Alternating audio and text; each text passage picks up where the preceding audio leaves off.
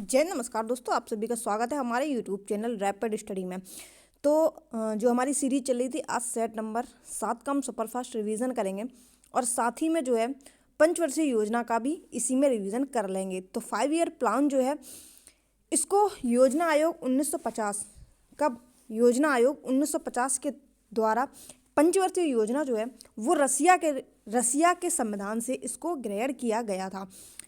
पहली 5 year plan यानी कि पहली पंचवर्षीय योजना की बात कर लेते हैं तो ये हेरोड डोमर मॉडल पर आधारित थी, जिसमें कृषि पर फोकस किया गया था और जिसमें 3.6% की वृद्धि भी हुई थी। और फर्स्ट ईयर प्लान के टाइम ही दामोदर नदी घाटी परियोजना शुरुआत हुई थी और इसी टाइम पर सामुदायिक विकास कार्यक्रम की शुरुआत हुई थी। कब? 2 अक्टूबर 1952 में। सामुदायिक विकास कार्यक्रम की बात कर लेते हैं तो ये बलवंत राय मेहता जो कि 1957 में आई थी और बलवंत राय मेहता जो है ये त्रिस्तरीय पंचायती राज व्यवस्था इसके द्वारा लाई गई थी। किसके? बलवंत राय मेहता कमेटी के द्वारा।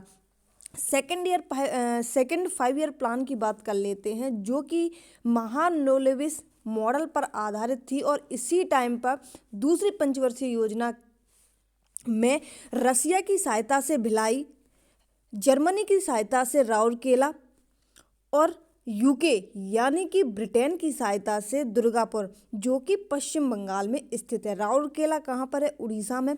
भिलाई कहाँ पर है? छत्तीसगढ़ में। इन लौह इस्पात संयंत्र की जो स्थापना है वो की गई थी। भलाई हम किसकी चाहते हैं? जो रुस गया हमसे उसकी हम भलाई चाहते हैं, तभी तो वो हमसे रुस गया है। केला किससे खरीदेंगे? तो मनी से खरीदेंगे। किससे? जर्मनी। मनी से हम क्या खरीदेंगे? केला। और यूनाइटेड किंगडम, ठीक है, जिसको हम ब्रिटेन के नाम से जानते हैं। ब्रिटेन को याद रखना पड़ेगा क्या? दुर्गा पूजा, ठीक है। उद्योग पर बल दिया गया था सेकेंड ईयर 5 ईयर प्लान में। फर्स्ट पर किस पर दिया गया था? तो कृषि पर दिया गया था और दूसरे में जो है वो उद्योग पर। वहाँ पर 3.6% की वृद्धि हुई थी और यहाँ पर उद्योग पर कितने परसेंट की वृद्धि हुई? तो 4.27% की वृद्धि होती है। थर्ड 5 ईयर प्लान की बात कर लेते हैं। 5 ईयर प्लान की शुरुआत जो है वो 1951 से शुरुआत होती है। 1951 से लेकर 56 और 56 से लेकर दूसरी जो है वो 61 तक चलती है और तीसरी 5 ईयर प्लान जो है वो 1961 से लेकर 1966 तक चलती है। पहली पर कृषि पर उद्योग दिया गया था, कृषि पर बल दिया गया था, ठीक है। उसके बाद में दूसरा जो है उद्योग पर और तीसरा जो है वो कृषि प्लस बल उद्योग दोनों पर बल दिया गया है। वहाँ पर अभी हमने बताया था कि राउरकेला, मनी, ठीक है। दुर्गा पूजा जो है वो कहाँ पर? यूके में। और यहाँ पर क्या है? बोकारो। और ये कहाँ पर है? झारखंड में है, जो कि किसकी सहायता से बनाया गया है? तो रसिया की सहायता से इसको बनाया गया है, ठीक है। योजना अवकाश कब कब तक रहता है? तो योजना अवकाश जो है यहाँ 1966 तक यानी कि 3 हो गई थी। 3 के बाद 3 साल का गैप मिलता है। 1966 से 67, 67 से 68, 68 से 69 यानी कि 3 5 ईयर प्लान हो जाने के बाद में 3 साल का गैप मिलता है, ठीक है। फिर फोर्थ 5 ईयर प्लान आता है यानी कि चौथी पंचवर्षीय योजना आती है जो कि गडगिल योजना पर आधारित थी। किस पर? गडगिल योजना पर। इसमें क्या किया गया था? 14 बैंकों का राष्ट्रीयकरण किया गया था। किसमें? चौथी पंचवर्षीय योजना में, जिसकी अवधि क्या है? 1969 से लेकर 1974, ठीक है। फिर आती है पांचवी 5 ईयर प्लान जो कि सिर्फ 4 साल तक चली थी। इससे क्वेश्चंस बहुत ज़्यादा बनते हैं। पूछा जाता है गरीबी हटाओ का नारा कौन सी पंचवर्षीय योजना में दिया गया था? तो पांचवी पंचवर्षीय योजना में गरीबी हटाओ का नारा दिया गया था। 3D घर मॉडल कब आए थे? तो पांचवी पंचवर्षीय योजना में आए थे, जिसकी अवधि 1974 से 78 तक चलती है, मात्र 4 साल। इसमें क्या था? कृषि पर आत्मनिर्भरता भी 5 ईयर प्लान में ही आई थी। न्यूनतम आवश्यकता कार्यक्रम भी 5 ईयर प्लान में आता है। और कांग्रेस और बीजेपी उस टाइम पीएम कौन थे पांचवी पंचवर्षीय योजना के टाइम पे? तो मोरारजी देसाई जो है उस टाइम पर पीएम के रूप में काम कर रहे थे। रोलिंग प्लान की बात कर लेते हैं तो रोलिंग प्लान जो है 1978 से 1969 और 1979 से 1980, यहाँ पे ये 79 है, ठीक है। चौथी हो गई, पांचवी हो गई, यानी कि फिर 2 साल हो जाने के बाद में फिर 2 साल का गैप किया गया था। पहले 3 हो गई, 3 साल का गैप किया, फिर 2 हो गई, फिर 2 साल का गैप किया, ठीक है। 1978 से 79, 79 से 80।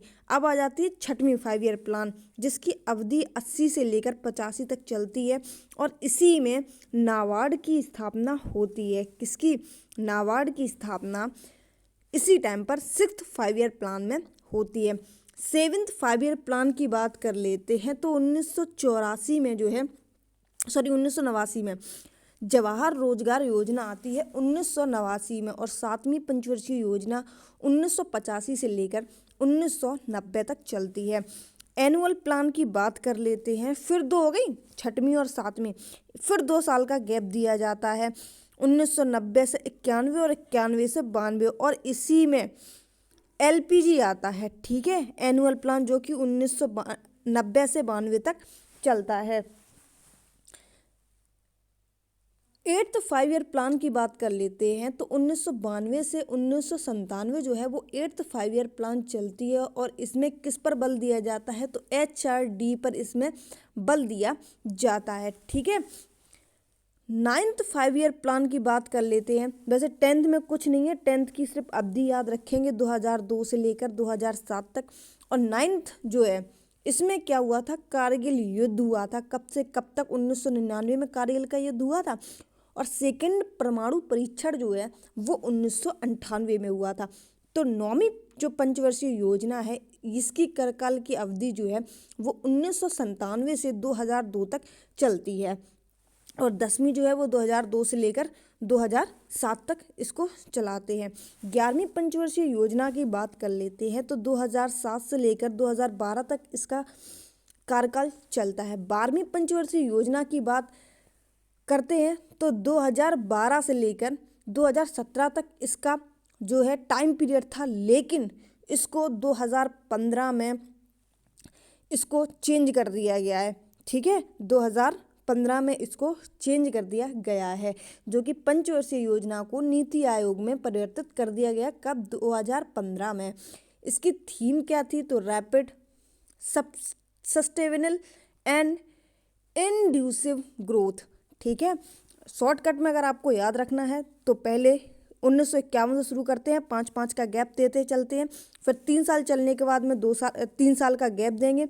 1969 के बाद में फिर 2 साल चलाएंगे हम, 2 साल चलाने के बाद फिर 2 का गैप दे देंगे, फिर 78 तक चलेंगे। 78, 79, 80 रोलिंग प्लान चलता है, ठीक है। ये छुट्टी थी इस टाइम, ठीक है, कोई भी 5 ईयर प्लान नहीं था।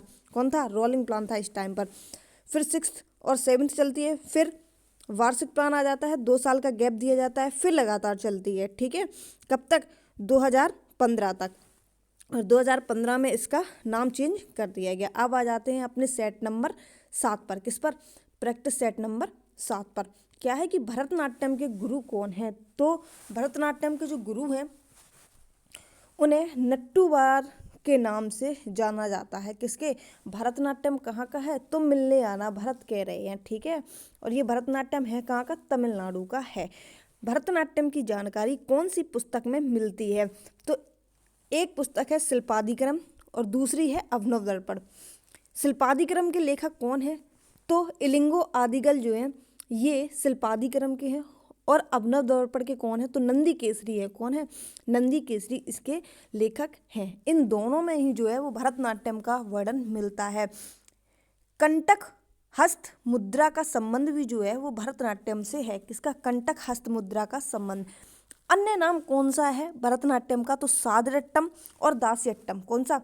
सादरट्टम और दास्यट्टम जो है वो भरतनाट्यम का नाम है। भरतनाट्यम किसको समर्पित है? जैसे मणिपुरी है तो उसमें कृष्ण भगवान की बाल्यावस्था का वर्णन किया जाता है, इसी तरीके से ये मंदिरों को समर्पित है। इसमें कई सारी चीज़ें होती हैं जिसमें शुरुआत जो होती है वो अलारिपू से होती है। किससे? अलारिपू से होती है, और समाप्त जो है वो तिल्लाना से होती है। नृत्य शैलियों की बात कर लेते हैं तो नृत्य शैली जो है इसमें एक तो कला क्षेत्र है, दूसरी बुजुबर है, तीसरी कलामंडलम है। कौन सी है? कलामंडलम है। शुरुआत कहाँ से होती है? अलारिपू से। समाप्ति कहाँ से होती है? तिल्लाना से। इस भरतनाट्यम पर 1910 में ब्रिटिश सरकार के द्वारा इस पर रोक लगा दी गई थी। भरतनाट्यम के चित्र जो हैं वो किसके द्वारा बनाए गए थे? तो चिदम्बरम के द्वारा भरतनाट्यम के चित्र बनाए गए थे। और ये कौन से भगवान से संबंधित है भरतनाट्यम? तो ये शैव धर्म से संबंधित है।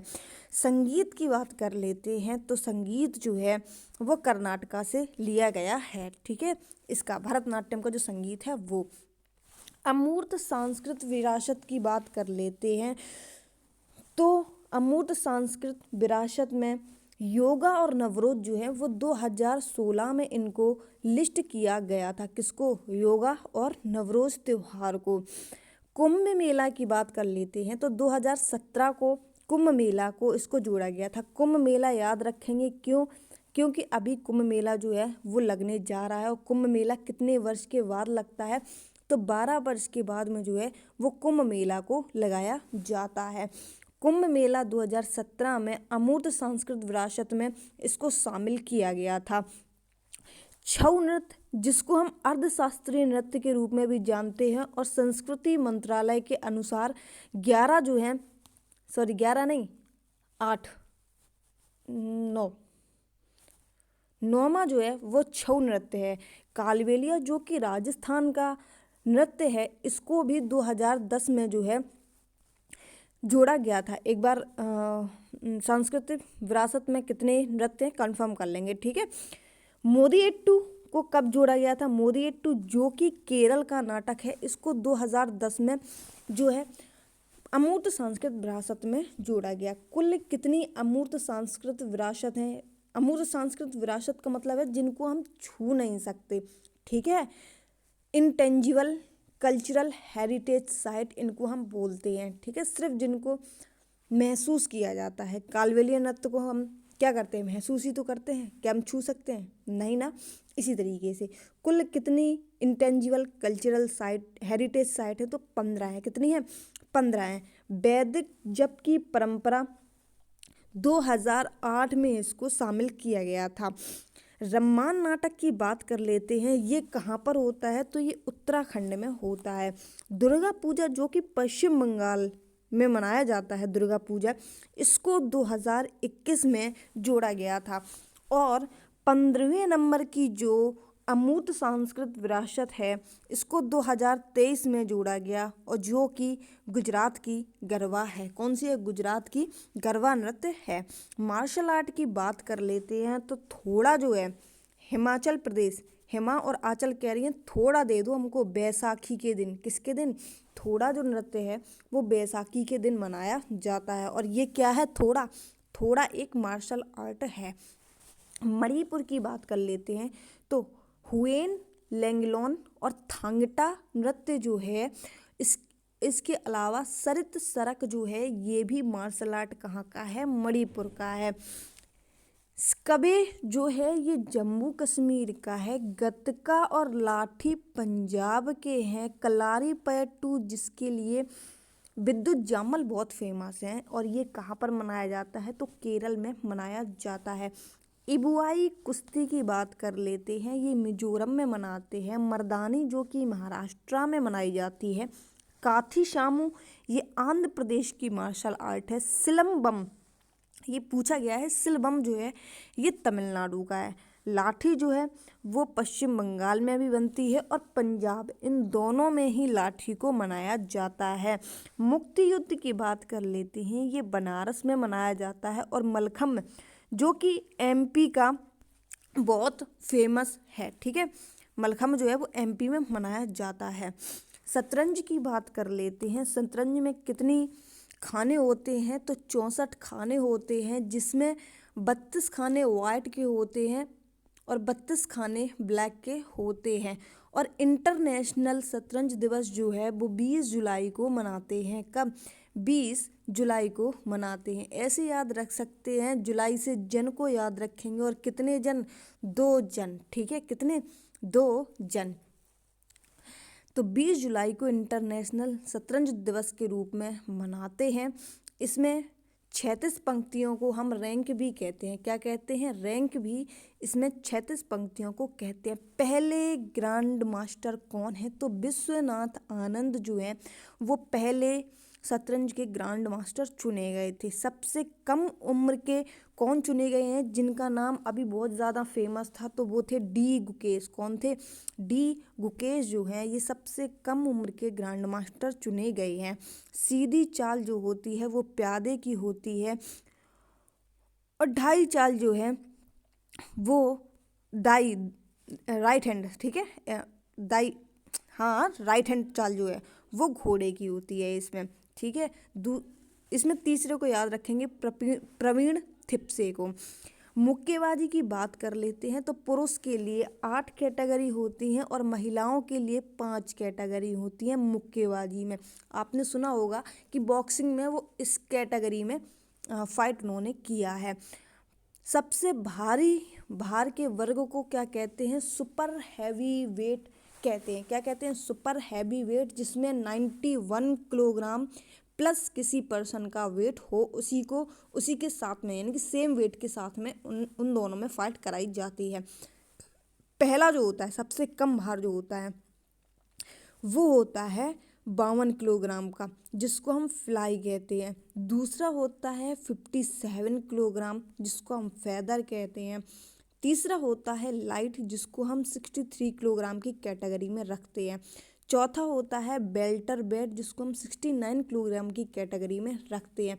मिडिल वेट, जिसको 75 किलोग्राम की कैटेगरी में रखते हैं। लाइट हैवी वेट यानी कि 81 किलोग्राम में रखते हैं और हैवी वेट 91 और सुपर हैवी वेट जो है वो 91 किलोग्राम प्लस में रखते हैं।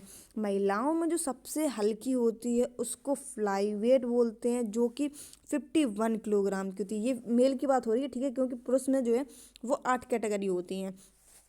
और जो सबसे भारी होती है फीमेल में वो होती है 75 किलोग्राम की, जिसको मिडिल वेट कहते हैं। क्या कहते हैं?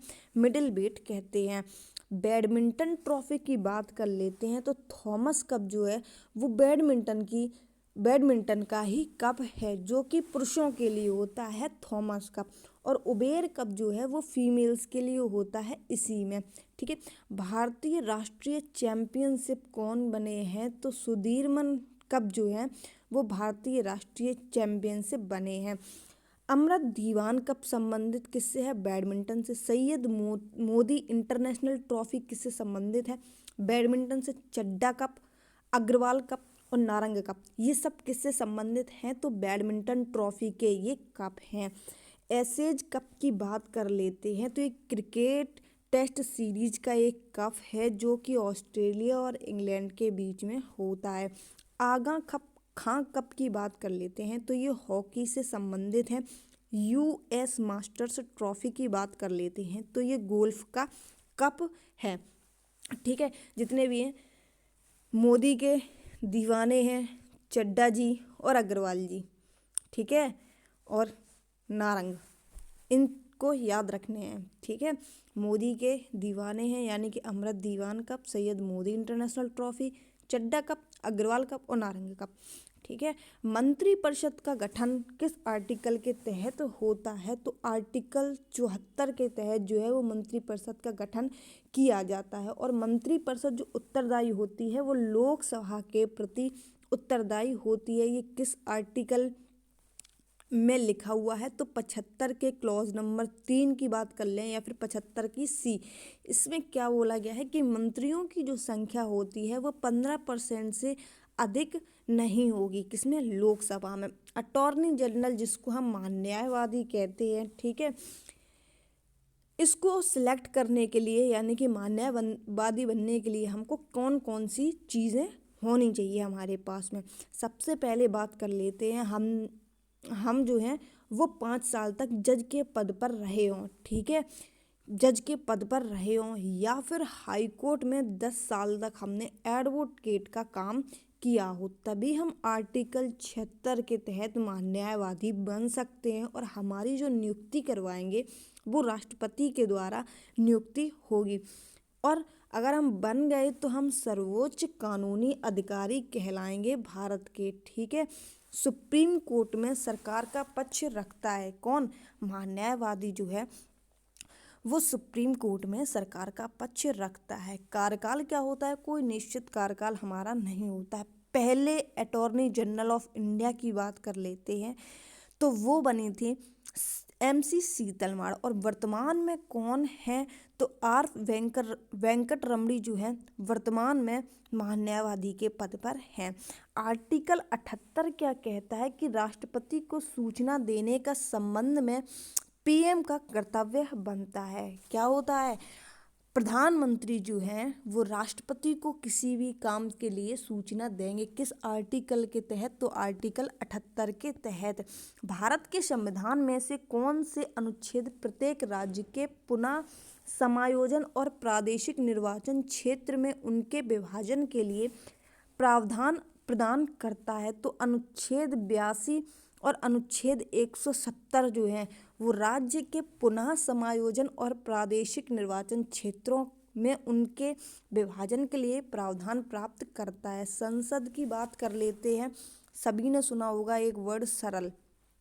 सा से होता है संसद 79, रा से होता है राज्यसभा 80, ला से होता है लोकसभा 81। ठीक है, ये चीज़ अगर कोई पढ़ रहा है तो उनको पता होंगी। अकबर की बात कर लेते हैं तो अकबर ने अपनी शासन सभा कहाँ पर रखी थी? तो आगरा में जो है थी। ठीक है, अकबर के शासन में 9 रत्न रहते थे। कौन? पहले थे बीरबल, जिनका जो रियल नेम था वो था महेश दास।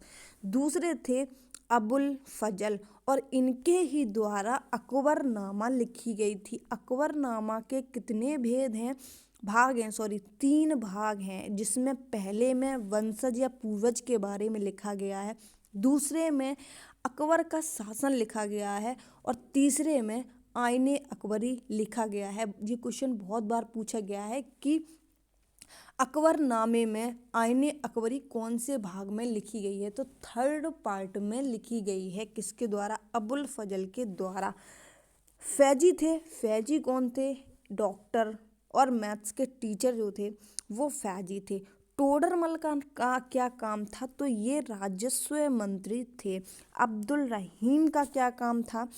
इन्हें खान ए खाना की उपाधि दी गई थी। किनको? अब्दुल रहीम को। इनका पूरा नाम क्या है? तो अब्दुल रहीम खान ए खाना है, और ये खान ए खाना की उपाधि जो है वो बैरम खां के बेटे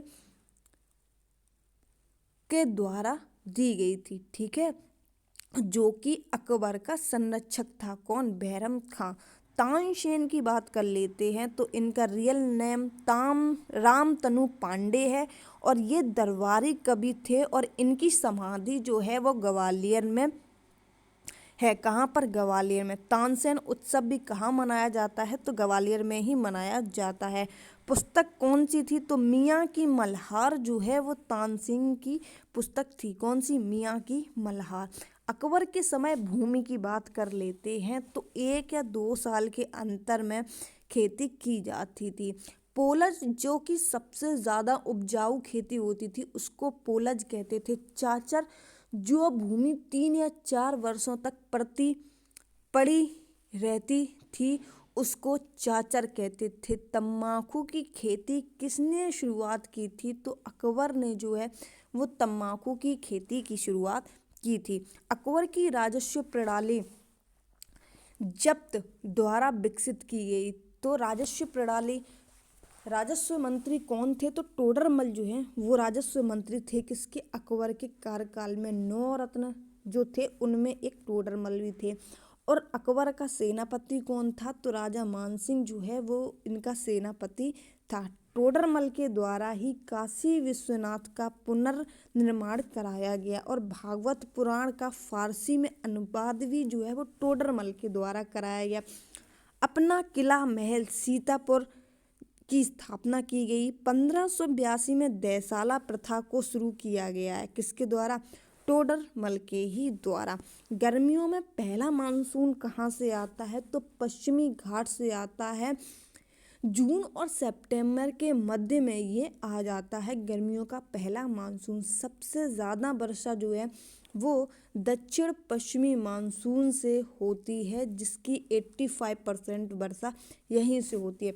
मानसून का लौटना क्या कहलाता है, तो निवर्तन जो है मानसून का लौटना कहलाता है। हवा क्या होती है, अरब सागर की मुख्य भूमि की ओर जो है हवा आती है। चेरी ब्लॉसम फेस्टिवल कहाँ मनाया जाता है, तो ये कर्नाटक में मनाया जाता है, जिसमें कॉफ़ी के लिए उपयोगी होता है कौन, चेरी ब्लॉसम। आकाशीय बिजली युक्त तूफान के कारण होने वाली वर्षा के बीच में ही चेरी ब्लॉसम फेस्टिवल मनाया जाता है। काल बैसाखी चलती है कहाँ पर, पश्चिम बंगाल में। केरल की बात कर लेते हैं तो वहाँ पर कौन सी हवाएं चलती हैं, तो कॉफ़ी सावर हवाएं चलती हैं कहाँ पर, केरल में। बोर्डो इजिला की बात कर लेते हैं, ये असम में चलती है। नॉर्वेस्टर की बात कर लेते हैं, ये नॉर्थ इंडिया की साइड चलती हैं। और मैंगो सावर जो है हवाएं, ये केरल, कर्नाटक और तमिलनाडु साइड चलती हैं। राज्य पहले दक्षिण पश्चिम मानसून से प्राप्त करते हैं कहाँ पर, केरल से। कहाँ से दक्षिण पश्चिम मानसून जो है वो वर्षा प्राप्त करते हैं, तो केरल से करते हैं। NPA non profit performing assets जिनको हम कहते हैं, क्या एनपीए का फुल फॉर्म क्या है, नॉन परफॉर्मिंग एसेट्स। आईएफएससी का फुल फॉर्म क्या है, जो कि एसबीआई के अकाउंट में लिखा होता है, ठीक है। तो इंडियन फाइनेंशियल सिस्टम कोड क्या होता है, Indian financial system code MICR, इसका फुल फॉर्म क्या होता है, मैग्नेटिक इंक कैरेक्टर रिकॉग्नाइजेशन, इसका फुल फॉर्म होता है। NEFT का फुल फॉर्म क्या होता है, नेशनल इलेक्ट्रॉनिक फंड ट्रांसफ़र, कहते हैं ना NEFT, सुना होगा, ट्रांसफ़र करने के लिए नेफ्ट का उपयोग किया जाता है। RTGS का फुल फॉर्म क्या है, रियल टाइम ग्रॉस सेटलमेंट, क्या है, रियल टाइम ग्रॉस सेटलमेंट, इसका फुल फॉर्म होता है। UPI का फुल फॉर्म क्या है, यूनिफाइड पेमेंट इंटरफेस, इसका फुल फॉर्म होता है UPI का यूनिफाइड, नॉट यूनिफॉर्म या फिर हाँ, जो UPI है उसमें फाइड लगाते हैं, ठीक है, ये चीज़ याद रखना। KYC know your customer, know your customer, KYC जाते हैं बैंक में कराते हैं, तो उसका फुल फॉर्म क्या होता है, नो योर कस्टमर। राष्ट्रीयकृत की बात कर लेते हैं, तो अब तक कुल कितनी बैंक कुल कितनी राष्ट्रीयकृत बैंक हैं, तो 12 हैं, जिसमें पहली बार जो राष्ट्रीयकरण हुआ था वो कब हुआ था, 19 जुलाई 1969 को 14 बैंकों का राष्ट्रीयकरण हुआ था। और 1969 के टाइम पर कौन सी पंचवर्षीय योजना चल रही थी, कमेंट बॉक्स में बता देना, शुरुआत में आपको बताकर आई हैं। क्या हुआ था, राष्ट्रीयकृत बैंक कौन सी होती है जिसमें 50 करोड़ से अधिक इन्वेस्टमेंट होता है। RBI के गवर्नर कौन थे जब राष्ट्रीयकरण हुआ था, तो LK झा जो हैं उस टाइम RBI के गवर्नर थे। और इंदिरा गांधी जो हैं उस टाइम प्रधानमंत्री के पद पर थी, कौन, जब पहली बार राष्ट्रीयकरण हुआ था। दूसरी बार जब राष्ट्रीयकरण 1980 में हुआ, कितनी बैंकों का, तो 6 बैंकों का हुआ, कितनी, 6 बैंकों का हुआ। इसमें क्या था, जमा राशि जो है वो 200 करोड़ प्लस होनी चाहिए। यदि किसी पिंड की गतिज ऊर्जा काइनेटिक एनर्जी उसके प्रारंभिक मान की 25 गुना हो जाती है तो नया रेखीय संवेग कितना होगा। ये क्वेश्चन जो है वो हमारे इम्पोर्टेंट का नहीं है, ठीक है। एक साथ उपचयन और अपचयन यानी कि ऑक्सीडेशन और रिडक्शन कैसे होता है, तो रिडक्स अभिक्रिया जब होती है तो इसमें अपचयन के टाइम पर ऑक्सीजन की प्राप्ति होती है, लेकिन अपचयन के टाइम पर ऑक्सीजन की कमी होती है। इसमें हाइड्रोजन को खोना होता है और इसमें ऑक्सीजन को खोना होता है, किसमें, अपचयन में। इसमें इलेक्ट्रॉन की कमी होती है और इसमें क्या होता है, इलेक्ट्रॉन जो है वो बढ़ जाते हैं और हाइड्रोजन जो है वो प्राप्त होते हैं, किसमें, इसमें हाइड्रोजन खो रहे थे तो इसमें हाइड्रोजन जो है वो प्राप्त हो रहे थे, किसमें, अपचयन की क्रिया में। छोटी आंत की आंतरिक दीवारों में उपस्थित उंगलियों जैसी संरचनाओं को क्या कहा जाता है, तो तिल्ली कहा जाता है। जो छोटी आंत को कितने भागों में बांटती है, तो 3 भागों में बांटती है। और छोटी आंत क्या करती है, तो छोटी आंत जो है वो प्रोटीन का पाचन शुरू यहीं से होता है, छोटी आंत से। 3 भाग कौन कौन से हैं, ग्रहणी, जेजुनल और इलियम, ये 3 भाग जो हैं वो छोटी आंत के होते हैं। आप कमेंट बॉक्स में ज़रूर बता देना कि आपको वीडियो कैसा लगा, और इसकी PDF जो है वो आपको हमारे टेलीग्राम चैनल के माध्यम से मिल जाएगी।